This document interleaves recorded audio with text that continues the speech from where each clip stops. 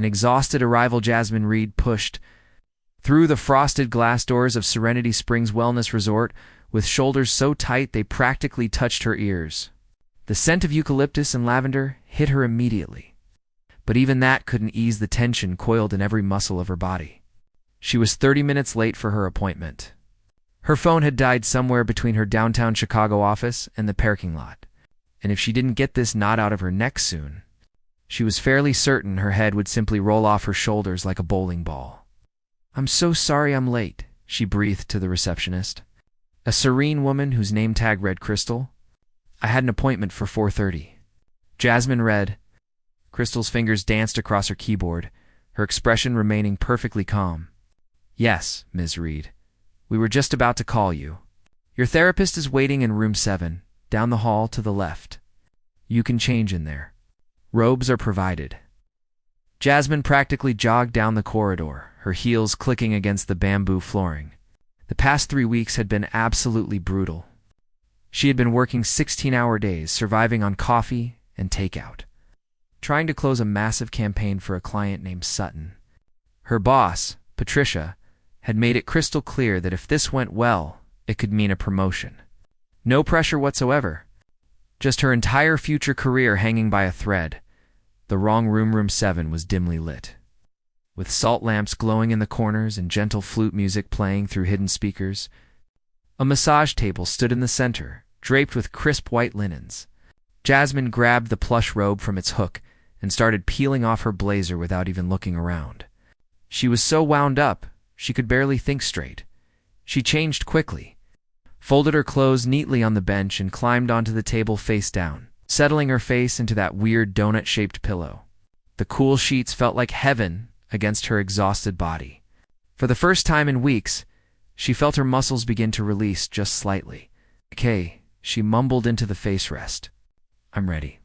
And please, don't hold back. My shoulders are basically concrete at this point." The door opened softly and closed. Quiet footsteps approached. There was a brief pause, and then a male voice spoke, deep and calm with a hint of something almost playful underneath. Jasmine's eyes flew open, though all she could see was the floor through the face rest opening. A male therapist. She hadn't requested one specifically, had she? She had booked this appointment 3 weeks ago in a panic-fueled haze. Maybe she had. What did it matter as long as he could work out these knots? "Rough month," she corrected. "Rough year, honestly. I work in advertising. We're preparing this huge presentation. My boss is breathing down my neck. I'm sleeping maybe 5 hours a night if I'm lucky. Living on coffee and sheer determination." "Determination is an underrated resource," he replied, and she could hear the smile in his voice. She heard him move closer, the sound of oil being warmed. Then his hands touched her shoulders, and Jasmine immediately knew 3 things. First, this man had never given a professional massage before. Second, his hands were trembling slightly. And third, he was touching her shoulders like he was testing if bread dough was ready to bake. "The terrible massage begins." Jasmine said carefully. "Are you new at this?" There was a pause. "What makes you think that? Because you're touching me like I'm made of glass and might shatter?" "I literally asked for deep pressure. Like really deep. My shoulders are housing the stress of all my ancestors." His hands immediately lifted off. "Right, deep. Got it." "God." Jasmine almost laughed. The poor guy was probably on his first day. She decided to be nicer. "Look, if you're nervous, it's totally fine," she said gently. "Everyone starts somewhere. Just use your body weight. Lean into it. Think of it like kneading dough."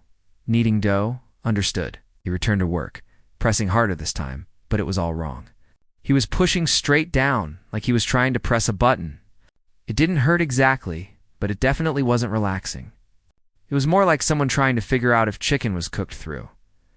"So how long have you been doing this?" Jasmine asked, trying to fill the awkward silence. "Recently. I'm actually filling in for someone last minute." Well, that explained everything. Jasmine felt a surge of sympathy. "So you're not even a massage therapist normally?" "Not at all," he admitted, and there was something dry and self-aware in his tone that made her smile. "What do you usually do?" His hands moved lower on her back, still clumsy but trying. Business. Corporate stuff. Nothing interesting. Lots of meetings. Lots of spreadsheets. Lots of people who take themselves way too seriously. Venting to a stranger sounds like my life, Jasmine said. Except, instead of spreadsheets, it's advertising campaigns. Right now I'm working on this presentation for some really demanding client. If we mess this up, my boss might actually spontaneously combust from stress. High stakes, he said. His hands traced an odd pattern on her back that felt more like a spiral than anything therapeutic. The highest, Jasmine sighed. This client is some big tech entrepreneur. Super demanding, apparently. We've been preparing for weeks, and I'm terrified of screwing it up. I'm literally having nightmares where I show up to the presentation without pants. He laughed quietly. Classic anxiety dream. Exactly. My therapist says it's about feeling vulnerable, and he's right. This guy could make or break our whole company. The pressure is enormous. His hands went still for just a moment. The room felt slightly more tense, like the air had thickened. This tech entrepreneur, what's his name? He asked evenly. Sutton. Oliver Sutton. Apparently he's a big deal in Silicon Valley. Honestly, I'd never heard of him before, but my boss treats him like he's the second coming. A longer pause. Much longer. And something new crept into the atmosphere. Something she couldn't quite identify. You've never heard of him? His voice had gone almost expressionless. Nope. Should I have? Are you into tech stuff? Do you know him? I've heard of him. Word is, he's a workaholic. I doubt he even takes time for things like massages. Jasmine laughed. Yeah, well, I rarely do either. No offense, but this is honestly the weirdest massage of my entire life. You're basically just petting me like a dog. Harsh, he said, but the smile was back in his voice. No, you're trying, I can tell, she rushed to add. It's just that you should probably stick to the corporate world. Business is clearly missing you. Perhaps he agreed. The honest truth, his hands stopped completely. Can I ask you something? Sure. What exactly is your company planning to pitch to Sutton? Jasmine shifted slightly, trying to get comfortable. Why are you secretly a corporate spy or something? Maybe I'm just curious. Humor me. Jasmine thought about it. What harm could it do? This guy wasn't going anywhere near her industry. We're doing a complete rebrand for his new app. He's developed this platform that's supposed to revolutionize remote work, make it more human-centered or whatever. Our strategy is to position it as an anti-corporate solution, which is ironic, since it's being created by a literal tech billionaire. Sounds complicated. Everything about this project is complicated. Sutton apparently has very specific ideas about authenticity and human connection, which is funny, considering he reportedly never goes home and works 18-hour days. But that's marketing. We sell the dream, not the reality. She felt him move to the other side of the table. His hands touched her right shoulder, cautious, but slightly more confident than before. What if the reality is more complex than you think? He asked quietly. What do you mean? Just that people usually aren't one-dimensional. Maybe this Sutton works 18 hours because he genuinely cares about what he's creating. Maybe human connection isn't just a marketing angle for him. Asman snorted. That's what someone who's never worked in advertising would say. Trust me, it's all marketing language. People like Sutton don't build things for humanity. They build empires. There's a difference. Is there? Can't you build an empire and still care about people? In theory, maybe. In practice, doubtful. In my experience, people at the top succeed by putting profit over people. Every single time, that's how the system works. His hands stopped moving again. Jasmine was starting to notice a pattern. Every time she mentioned Sutton or corporate culture, he would freeze, pausing that already questionable massage. Sounds like you've been burned, he said. Hasn't everyone in corporate America? I've watched good people get chewed up by companies that supposedly valued them. I've seen brilliant ideas shelved because they weren't profitable enough. I've worked 80-hour weeks for bosses who couldn't remember my name. Jasmine surprised herself with the bitterness in her own voice. Sorry, I'm dumping all this on you. You're supposed to be relaxing me, not playing therapist. I don't mind, he said, and there was something in his tone that made her believe him. Sometimes people need to talk more than they need a massage, especially a bad massage from someone who clearly doesn't know what he's doing. Jasmine laughed. The tension in her shoulders eased slightly. Okay, points for self-awareness. But seriously, do you have any certification for this? Because I think what you're doing violates some kind of massage therapy code. The truth comes out. Want an honest answer? Always. I'm not your massage therapist. Jasmine's head jerked up from the face rest, suddenly very aware that she was lying face down in nothing but a towel. What? Then who are you? What are you doing here? Wait, don't move. I can explain, he said quickly. There was a mix-up. I was supposed to be in room 6 for a business meeting. My assistant apparently booked the wrong room number. I ended up here. Then you walked in and started talking, and I panicked. You seemed like you really needed someone to listen to, so I just went with it. You panicked and decided to pretend to be my massage therapist? Jasmine's voice shot up, probably alarming the other spa guests. That's insane. That's completely unacceptable. I know. I absolutely know. In my defense, you immediately started complaining about your terrible boss and stressful job. You seemed like you genuinely needed someone to talk to. I thought maybe I could help you relax, and then it all spiraled out of control. Jasmine clutched the towel tightly. Her face was burning. I need you to leave. Right now. Before I call security, please, let me properly explain. Explain! You let me lie here half naked while pretending to give me a massage. You realize how creepy that is? When you put it that way, yes. Extremely creepy. But I swear I didn't have bad intentions. You started talking and I just listened. He made a frustrated sound. This is coming out all wrong, you think? Jasmine was furious now. Her embarrassment had transformed into anger. Get out now. Okay, I'm leaving. But before I do, I want to say something. That presentation you talked about, your pitch for Sutton. You clearly care about doing quality work. That passion comes through even when you're complaining about your boss and the corporate machine. Don't let cynicism kill that. Jasmine froze, caught off guard by the unexpected turn. I don't need career advice from a creepy fake massage therapist. Fair enough. She heard him move toward the door. And for what it's worth, I really am sorry. I never planned for my day to go this way. Just leave. The door opened quietly and closed, and Jasmine was left alone. She lay face down on the table, heart pounding, mind racing. What on earth had just happened? She had just poured out all her exhaustion, anxiety, and cynical views about corporate America to a complete stranger who had been pretending to give her a massage. A stranger who was supposed to be at a business meeting. In a spa? Nothing about this made sense. The horrible realization carefully sat up, clutching the towel, and quickly got dressed. Her hands were shaking. She needed to report this to the front desk.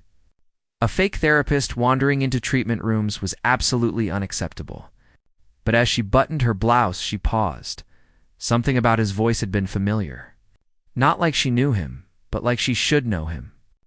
And the words he had said, the questions about Sutton, about corporate culture, about building empires and caring for people.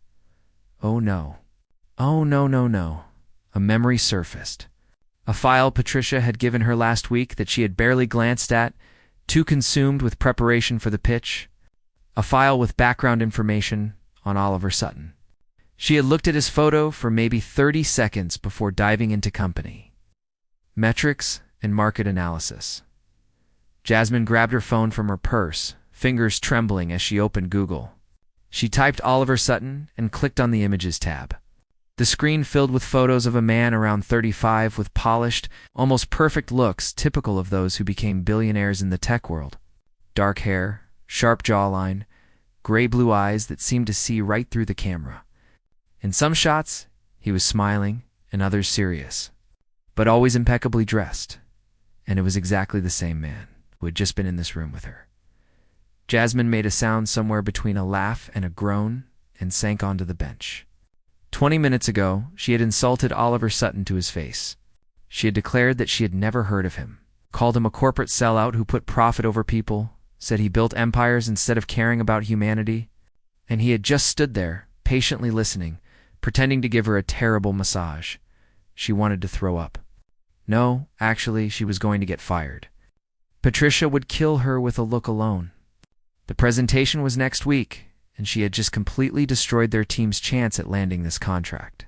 Sutton would tell his people about the marketing specialist who dared to insult him at a spa while he pretended to be her massage therapist. And they would be laughed out of the room. Her career was over. Completely over. Jasmine pressed her hands to her face, trying to control the rising panic. Maybe he wouldn't connect her to the presentation? She hadn't mentioned the company name, right? Just that her boss Patricia was doing a rebrand pitch for his app launch, which would probably be enough for him to figure it all out in 30 seconds. She was trapped. Completely trapped. And it was all because of a stupid booking mix-up and her inability to keep her mouth shut. The morning after disaster, Jasmine made it to her car without vomiting. She felt like a small miracle. She sat behind the wheel, gripping it tightly, trying to decide whether to call Patricia right now and confess, or just wait for the inevitable disaster. Maybe Sutton would find this funny. Maybe he would appreciate her honesty about corporate culture. Or maybe he would destroy her career because she had essentially called him a soulless, money-making machine to his face. Her phone vibrated. A message from Patricia. Sutton's people just called. He wants to move the presentation up to tomorrow, 10 a.m. His office. Be ready. Jasmine stared at the message, and her stomach dropped through the floor of the car. Tomorrow. He wanted to meet tomorrow. This wasn't a coincidence. He had figured out where she worked and was going to humiliate her in front of her boss and the entire team. She typed back with shaking fingers. Understood. We'll be ready. Then she did what any rational person in her situation would do. She called her best friend. Jasmine, how was the spa? Did they work out those shoulder knots? Rachel answered on the second ring, cheerful as always. Rachel, listen to me very carefully. I think I just ended my career. What? What happened?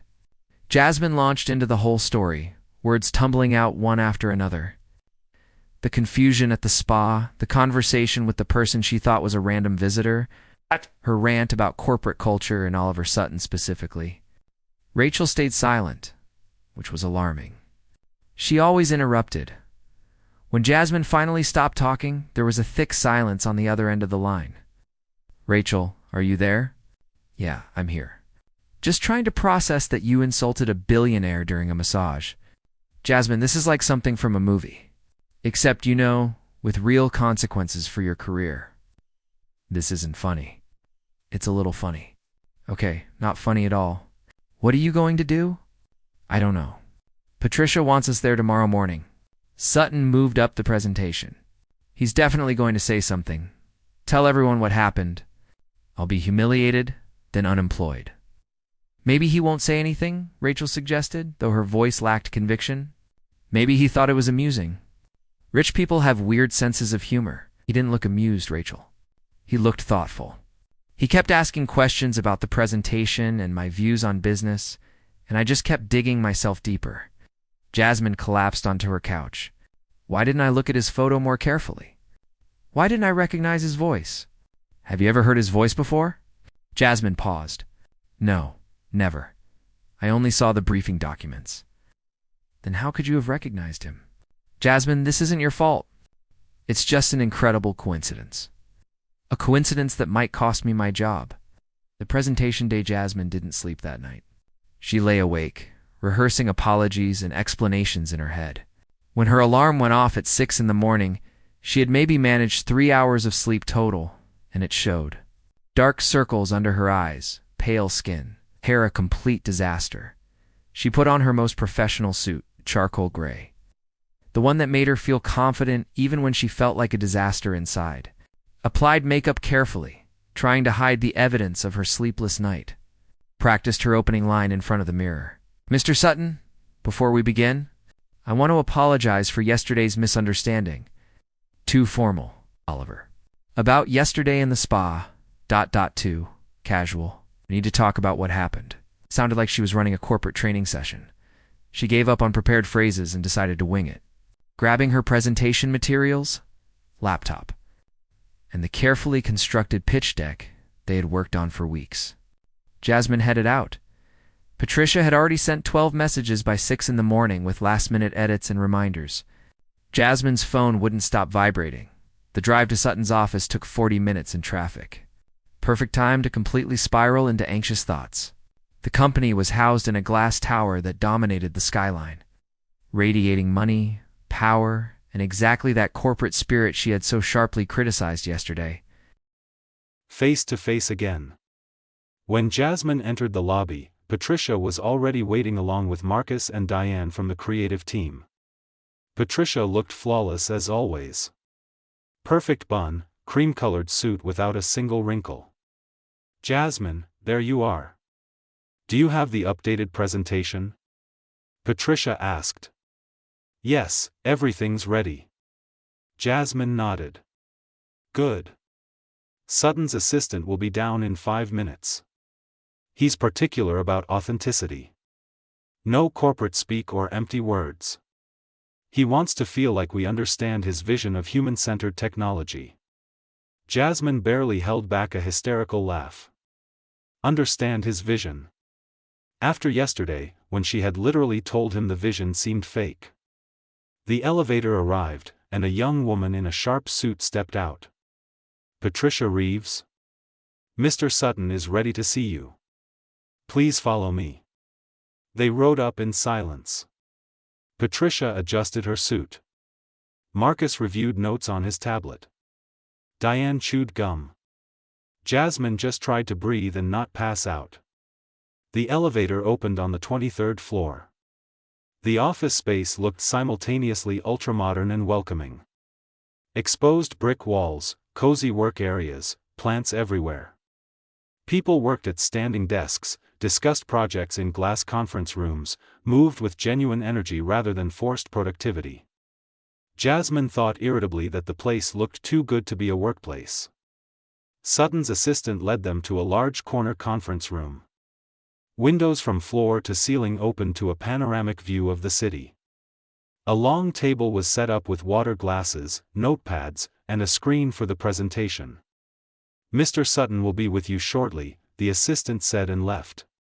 Patricia immediately began arranging materials, directing Marcus and Diane. Jasmine, you start with the market analysis, then I'll transition to the creative concept. Marcus, have the mock-ups ready.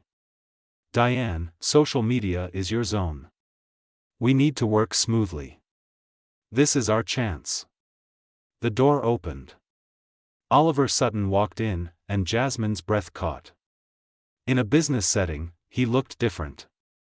More confident, more commanding.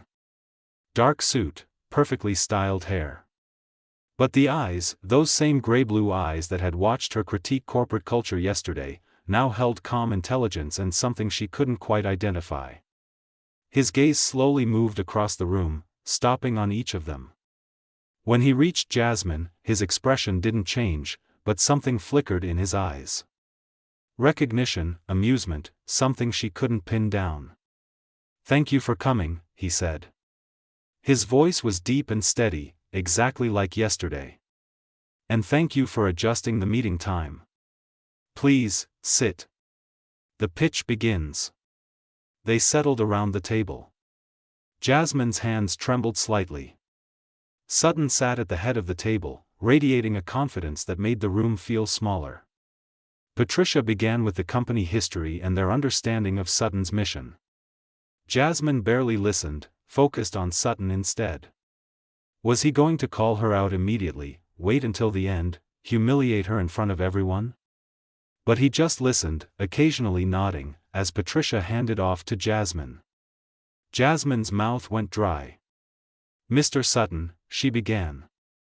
Her voice came out stronger than expected. Our market analysis shows that your target audience is increasingly skeptical of standard corporate messaging. They've heard about authenticity too often, and the word has lost meaning. People need something real, something that acknowledges the complexity of modern work culture rather than pretending it doesn't exist. She opened the first slide with demographic data and consumer sentiment analysis. Sutton leaned forward slightly, his attention sharpening. The problem, Jasmine continued, is that you're trying to sell a human-centered approach in an industry that systematically dehumanizes workers. People are cynical. They've heard promises before. They've been told companies value work-life balance while being expected to answer emails at midnight. They've been told they're valued while watching colleagues get laid off for quarterly profits. Patricia shot her a warning look, but Jasmine kept going. If she was going down, she was going down honestly. Our approach is radical honesty. Don't pretend the industry is perfect. Don't claim your platform solves all problems. Acknowledge the dysfunction and show the product as a tool that can make work slightly easier. Meet people where they are, in their skepticism and exhaustion, and offer them something genuinely useful. The room fell silent. Marcus and Diane looked uncertain. Patricia looked like she was about to have a heart attack. And Sutton watched Jasmine with an expression she couldn't decipher. The private meeting. Radical honesty, he repeated slowly. Interesting approach. It's real, Jasmine said, meeting his gaze. And from everything I've learned about Sutton Industries, real authenticity is what actually matters to you. Not the kind that's just for press releases, but the kind that acknowledges when things are hard and doesn't promise easy solutions. Sutton's lips twitched. Almost a smile. Clearly you've prepared well, Ms. Reed. When he said her name, confirming he knew exactly who she was, electricity shot through Jasmine. Patricia looked confused, glancing between them. You two know each other? We met yesterday, Sutton said calmly. Briefly. Ms. Reed made quite an impression. Jasmine felt her face burning. Here it comes. He's going to tell everyone. She has very strong opinions about corporate culture, Sutton continued, which, it turns out, align surprisingly well with your company's approach. Please continue. Jasmine blinked, momentarily stunned. He wasn't going to expose her. He was just going to let her continue. Patricia quickly recovered and nodded to Marcus to present the mock-ups. Jasmine sat back down, heart pounding. Marcus presented the campaign concepts. Ads featuring real workers talking about actual struggles with remote work. No fake stock photos of smiling people on perfectly white couches. Instead, screenshots of video calls with screaming kids in the background, shots of working at kitchen tables, honest moments of exhaustion and frustration alongside rare victories. The tagline, Marcus explained, is "Work is chaos. We understand." Just directly acknowledging reality rather than selling fantasy. Diane continued with the social media strategy proposal, encouraging users to share their most chaotic work-from-home moments with a hashtag. We turn chaos into community, she said. People bond through shared struggles. Your platform becomes the place where honesty is valued, not hidden. Throughout the presentation, Sutton asked questions. Thoughtful ones that showed he was genuinely engaged, not just going through the motions. He challenged some assumptions, agreed with others, suggested improvements that actually made the concept better. Jasmine realized with surprise that he truly cared about getting this right. For him, humanity and genuine care weren't marketing words. He actually meant them. The offer. When the presentation finished, Sutton leaned back in his chair, fingers steepled, silent for several long seconds. Patricia's professional mask slipped slightly, revealing her anxiety. Marcus fidgeted with his tablet. Diane stopped chewing her gum. Excellent work, Sutton finally said. Really excellent. You've identified the core challenge and offered a solution that doesn't insult the intelligence of our potential users. I appreciate that. Patricia's face lit up. So you want to move forward with? Sutton raised his hand.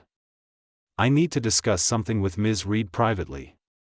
The rest of you, please wait outside. Patricia's smile froze. Marcus and Diane looked puzzled. Jasmine felt her stomach lurch. Mr. Sutton, if there's an issue with the campaign. Patricia began. No issues with the campaign, Sutton interrupted calmly. This is a separate matter. 5 minutes, please. Patricia clearly wanted to argue, but you don't argue with billionaires.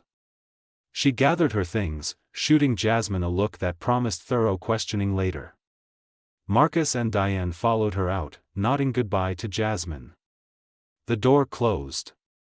And Jasmine was alone with Oliver Sutton for the second time in 24 hours. Before you say anything, Jasmine started, jumping up, words flooding out. I need to apologize. Yesterday was absolutely unacceptable. I said things that were way out of line. I didn't know who you were, which isn't an excuse, but I would never have been so unprofessional if I had known. And I understand if you want to terminate the contract with our company, but please don't blame Patricia or the team. They had nothing to do with it. Jasmine. Sutton's voice cut through her stream of words. Breathe. She stopped, breathing hard, hands clenched into fists. He stood, walked around the table, and stopped a few steps from her. Close enough that she noticed the slight lines around his eyes, small imperfections in his polished appearance that made him more real. I'm not terminating the contract with your company, he said. The campaign is exactly what I was looking for. You clearly understand what we're trying to achieve. Maybe even better than I could articulate it myself. Jasmine's shoulders relaxed slightly with relief. Then why did you want to talk to me alone? Because I want to know if you actually meant what you said yesterday. About people at the top putting profit over people, about building empires instead of genuine care. Do you really believe that? Or was it just a momentary thing? Jasmine hesitated. This felt like a test. But she was too exhausted and stressed to find the right answer. She chose honesty. Generally, yes. I believe that. I've seen too many companies claim they care about employees while treating them like disposable resources. She took a breath. But maybe I was too harsh on you personally. The questions you asked, how you engaged with our presentation today, it shows you're genuinely trying to do something different. That doesn't fit my cynical worldview. Sutton smiled. A real smile that transformed his entire face. Your cynical worldview is exactly why I want to hire you. What? Not the company you represent. You. I want you to lead this campaign. Jasmine stared at him, trying to process what he was saying. That doesn't work. Patricia is the senior manager. I'm sure Patricia is brilliant. But you're the one who gets the essence. You're the one who can sell the idea of radical honesty because you genuinely believe in it. I want you leading this project. If Patricia has an issue with it, she can discuss it with me. Crossing lines. Mr. Sutton. Oliver, he corrected. Considering you already insulted me while I tried to massage you, we can drop the formalities. Oliver, Jasmine repeated, testing the name. It sounded unexpectedly intimate and slightly dangerous. I appreciate your confidence, but I'm not sure I'm qualified. I'm good at my work, but I'm not a senior strategist. I don't have experience leading a campaign of this scale. You have something more important than experience. A fresh perspective and the ability to challenge assumptions. Even mine. That's what I need. He pulled out his phone and quickly typed something. The contract is already being prepared. Your company gets the project, and you're the primary contact. Any resources from your team are at your disposal, but you set the direction. Jasmine felt like the ground had disappeared beneath her feet. 24 hours ago she had been a regular mid-level specialist worried about making a good impression, and now she was supposed to lead the biggest campaign for one of Silicon Valley's top tech giants. I need time to think. Oliver raised an eyebrow, surprised. You're not jumping at the chance. It's huge, and I'm grateful. But I don't want to fail. If you're offering me this role because of all that confusion with the massage, because you feel. I don't feel guilty about the massage. I feel curious about you. The words hung between them, loaded with hidden meaning. Oliver realized how that sounded and quickly corrected himself. Professional curiosity. About your ideas and approach. Professional, Jasmine repeated, trying to ignore how her pulse had quickened. And if I agree to lead the campaign, this stays strictly professional? Oliver looked at her carefully. What boundaries do you want? The question was slippery. The right answer was to distance herself, maintain proper professional boundaries. But looking at the person who had listened to her for 20 minutes while pretending to be a massage therapist, who hadn't gotten defensive after criticism, who was offering her a chance that could change her entire career, Jasmine suddenly realized she didn't want to be too sensible. I don't know. But I'd like to find out. Something warm, almost joyful, flickered in Oliver's eyes. Then let's start with dinner. Tonight. We'll discuss the campaign. Professionally. Professionally, Jasmine repeated, smiling despite herself. If everything stays professional, Mr. Sutton. Oliver. Oliver, she said. Are you asking me on a date or a business dinner? Yes. Jasmine laughed. Genuine, unexpected laughter. That's not an answer. Sure it is. Both. We'll talk about the project. That's important. But I'd also like to get to know you better, without the fake massage and formalities. Consider it a working dinner that might develop into something more, if we both want that. That's either honest or risky. Maybe both. He raised his phone again. I'll send details. And Jasmine, don't overthink it. Sometimes you can just say yes to good things. He walked to the door and opened it. Patricia, Marcus, and Diane nearly fell inside, obviously having been pressed against the door listening. Ms. Reeves, Oliver said calmly, as if nothing strange had happened. Congratulations. We're moving forward with the campaign. Jasmine is your lead project manager. I'm sure you'll provide her with all necessary support. Patricia's face went through several emotions at once. Relief, confusion, wary curiosity, and possibly even a shadow of jealousy. Of course, Mr. Sutton. Jasmine is one of our best. I know. Oliver shook Patricia's hand, then Marcus's and Diane's. When he stopped in front of Jasmine, his gaze lingered on her a fraction of a second longer than protocol required. See you tonight at 7. My assistant will send the address. And he left with the confident walk of someone who had just gotten exactly what he wanted. The date that wasn't just business. Jasmine made it through the rest of the day in a daze. Patricia had questioned her extensively in the car, and Jasmine had given an abbreviated version of events. The confusion at the spa, the conversation with someone she mistook for a regular visitor, the honest opinion about corporate culture that he somehow appreciated. She wisely left out the part about the failed massage. Some details were too crazy to say out loud. Patricia had seemed satisfied, though puzzled. Whatever you did, it worked. This client is a huge win for us. Don't mess it up.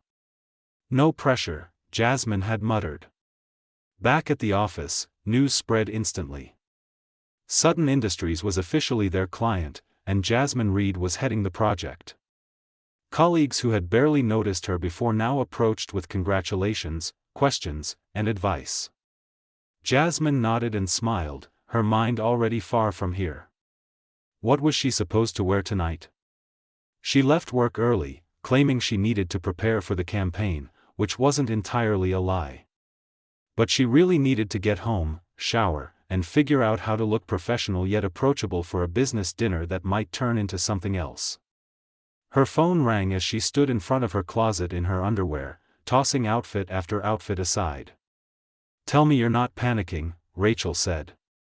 I'm absolutely panicking. What do I wear to a business dinner with a billionaire who I accidentally offended yesterday, who seems interested in me, but who also just hired my company for a huge project? Well, you have a very niche fashion crisis. Rachel, I'm serious. Everything is either too formal or too suggestive. I need something in between. Black dress with a blazer, Rachel said without hesitation. You look amazing in it. It's businesslike enough, but if the atmosphere becomes more relaxed, you just take off the blazer. Trust me. Jasmine pulled out the dress and examined it critically. Rachel was right. The dress looked solid but not dry, emphasized her figure without being overly revealing. With the blazer, perfect business look. Without it, an elegant option for an informal evening. You're a genius. I know. Now tell me how you're actually feeling. You got a huge project today and an invitation to dinner from an attractive billionaire. That's a lot. Confronting fear. Jasmine sat on her bed, holding the dress on her lap. Honestly, I'm scared. What if I can't handle it? What if he was only impressed with me yesterday because he caught me in a moment when I was too tired to control myself? What if I show up to dinner and have nothing to say? Jasmine, stop. You got this opportunity because you're a professional. Sutton isn't stupid. He wouldn't put his company's campaign at risk if he didn't believe in you. What if it's not about my work? What if he just wants? Then he's spending money strangely. But you're still getting career advancement. Either way, you win. Rachel always knew how to simplify things. Jasmine wanted to believe her. What if I'm making a mistake? Mixing work and personal life is a bad idea. Sometimes yes, but sometimes it's the only chance to break out of the cycle. You've been working non-stop for years, following every rule, not taking risks. And where has that gotten you? Exhaustion and constant doubt. Maybe it's time to take a risk. Jasmine thought about how many years she had been proper, restrained, predictable. And where had that led? To a stranger being able to see her tension in seconds. Maybe you're right, she said quietly. I'm always right. Now go get ready. Red lipstick mandatory. And do something fun with your hair. And Jasmine, try to enjoy the evening. You deserve this. After the call, Jasmine took a long hot shower, letting the water wash away the remaining tension. Yesterday's awkward episode might not have disappeared, but standing here, she could almost feel the phantom touch of Oliver's hands on her back. Uncertain, careful. The memory made her smile. She dried her hair, styled it in soft waves, and carefully applied makeup.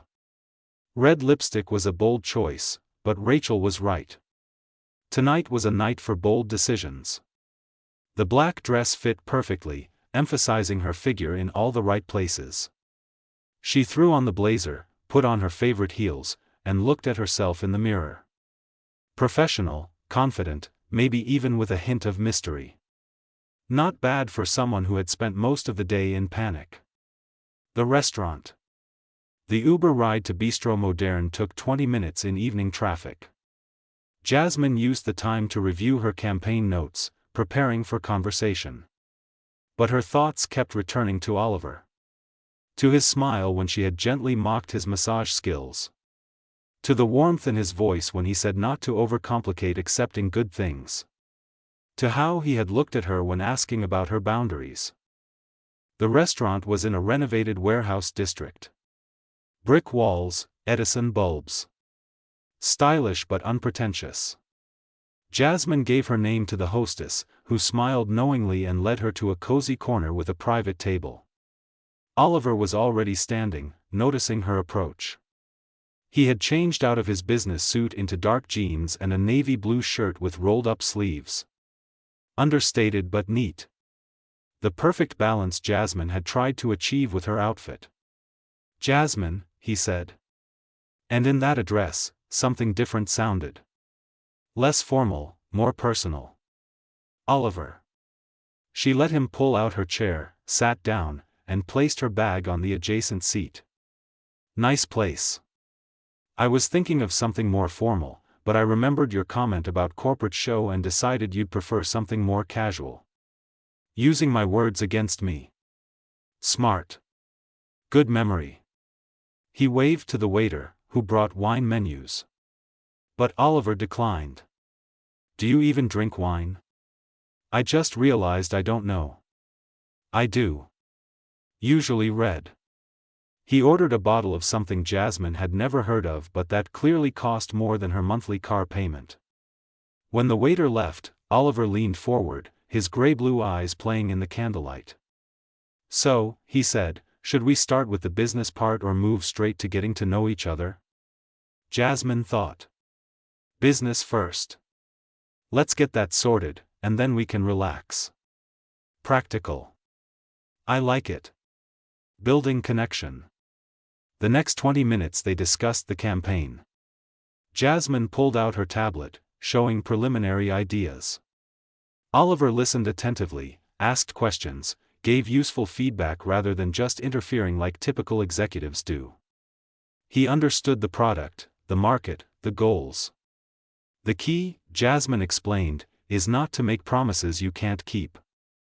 The platform won't solve remote work isolation or prevent burnout, but it makes collaboration easier and communication more transparent. That's enough. No need to exaggerate." Most would want to exaggerate, Oliver noted. They'd say we're changing the workspace. You asked for honesty. Here's honesty. Revolutionary claims breed skepticism. Practical improvements generate interest. We're aiming for interest. Oliver smiled. That's why I wanted you to lead the campaign. You understand the essence. The wine arrived. Oliver poured for both. Jasmine took a sip. Rich flavor spread across her tongue. Definitely expensive. "All right," he said, setting down his glass. Business part finished. Now personal. Tell me about Jasmine Reed. Not as a marketer, but as a person. Jasmine laughed nervously. That's a big question. Start with anything. Okay. I'm 31. I've been working in marketing for 8 years. I live alone with a cat named Sir Reginald, whom I rescued from a parking lot 3 years ago and who seems to judge all my life decisions. Sir Reginald. Great name for a cat. He's very regal. Well, he thinks he is. Mostly he just knocks things off the kitchen table and looks at me disapprovingly when I'm late with feeding. Oliver laughed. Warm, genuine laughter. What else? What do you do when you're not working? Jasmine had to think about when she had last done something just for pleasure. Honestly, I work a lot. Too much. But if I have free time, I read. Mostly fiction. I love immersing myself in other people's stories. She paused. That probably sounds boring. Sounds thoughtful. What kind of literature? Various. Literary fiction, mysteries, romance, fantasy. Doesn't matter really, as long as it has good writing and realistic characters. Romance. Oliver smiled with gentle teasing. Worth noting. Jasmine felt her cheeks flush. Romance is underrated. It's about people who risk their feelings, open up, choose connection over safety. That takes courage. Not arguing. Just noting that you're romantic, which is interesting given your skepticism about corporate culture. Those things aren't mutually exclusive. You can believe in love while still criticizing companies. Fair point. Oliver refilled the wine. My turn. I'm 34. I founded Sutton Industries 7 years ago after watching my mom burn out at a job that demanded everything and gave nothing in return. She was a software engineer, brilliant woman, but worked 80-hour weeks thinking she should be grateful for the opportunity. Jasmine caught the pain in his words. What happened? Vulnerability and truth. She had a heart attack at 48. Survived, thankfully, but it was a wake-up call. She quit, left the industry, and I decided to build something different. A company where people are valued more than quarterly reports. He smiled sadly. Naive, I know. Not naive. Idealistic. There's a difference. Is there? Because 7 years in, I'm not sure I've succeeded. Better policies than most, bonuses, flexibility, sure. But it's still a corporation. Still need to make money, make compromises I'm not proud of. Jasmine watched him, seeing genuine struggle. This wasn't performative suffering. He truly cared, truly struggled. Can I say something? She asked. Please. Perfection is impossible. The system prioritizes profit. You can't opt out of capitalism while remaining in it. But you can try to do better within your means. From everything I can see, you're trying. That matters. Even if it's not enough. Even if it's not enough. Because the alternative is not trying at all, and that's worse. Oliver reached across the table, barely touching her fingers. The moment lasted almost imperceptibly, but Jasmine felt it like electricity. Thank you, he said quietly. For telling the truth, even when it's uncomfortable. Their food arrived, interrupting the moment. Jasmine hadn't even looked at the menu. Oliver had somehow guessed her preference. Carbonara pasta and Caesar salad. They ate and talked. Conversation flowed easily from topic to topic. Oliver told her about growing up in Seattle, his mother's retirement adventures in Europe, the unexpected difficulties of running a company in a rapidly changing industry.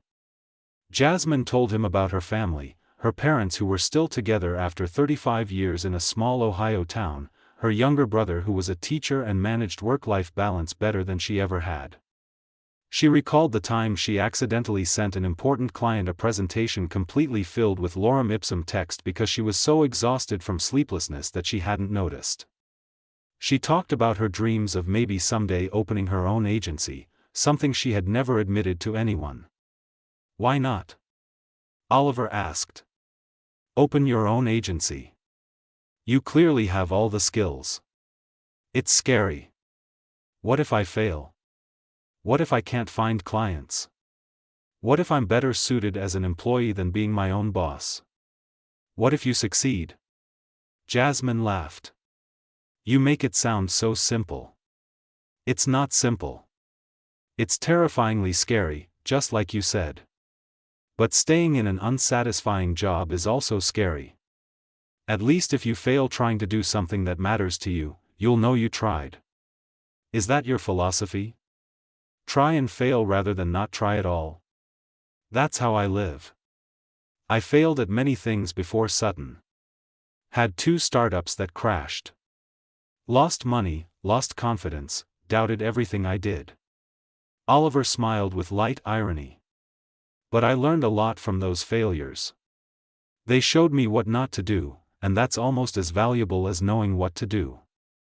The turning point. The waiter cleared their plates and brought dessert menus. Oliver ordered tiramisu for 2. And when it arrived, they ate straight from one plate, occasionally bumping hands in the battle for the perfect bite. This is incredibly delicious, Jasmine said, savoring the rich coffee flavor. Almost as good as a terrible massage from a stranger. Jasmine nearly choked on her wine, laughing. Are we going to keep bringing that up? Well, it was a fairly memorable first meeting. Most people meet at coffee shops or through mutual friends. We met because of a spa booking error and mutual awkwardness. When you put it that way, it sounds like the beginning of a romantic comedy. Does it? Oliver set down his fork, his face becoming serious. Because I want to clarify something. Tonight, our conversation, the laughter, the dessert. For me, this is more than just a business dinner. If it ever was one. Jasmine's heart beat faster. What is it then? I hope it's a first date with the possibility of more meetings. if you're interested. I thought we were keeping this professional, Jasmine said, but the smile wouldn't leave her face. We tried for about 20 minutes, then started talking about cats, romance novels, and childhood dreams. And I think we both understand this stopped being professional the moment I tried to give you a massage yesterday. Jasmine couldn't argue. Okay, then hypothetically, if this is a date, what happens next? Hypothetically, I'd like to see you again. Not in business meetings, but just you and me, getting to know each other without the mask of professionalism. That could be complicated. I work for you. More precisely, my company works for you. Maybe. Or maybe we'll be adults and separate business from personal. At meetings we're 100% professional, but here, or wherever we go, we're just Oliver and Jasmine. Two people who met under strange circumstances and want to see where this leads. Jasmine thought. Theoretically, it made sense, though she knew from experience that separating work and personal was harder than it seemed. But sitting next to Oliver, feeling unusual calm and seeing genuine interest in his eyes, she realized she didn't care about the potential complications. All right, she said. All right, this is a date. And all right, I want to see you again. And all right, we'll figure out the professional stuff as we go.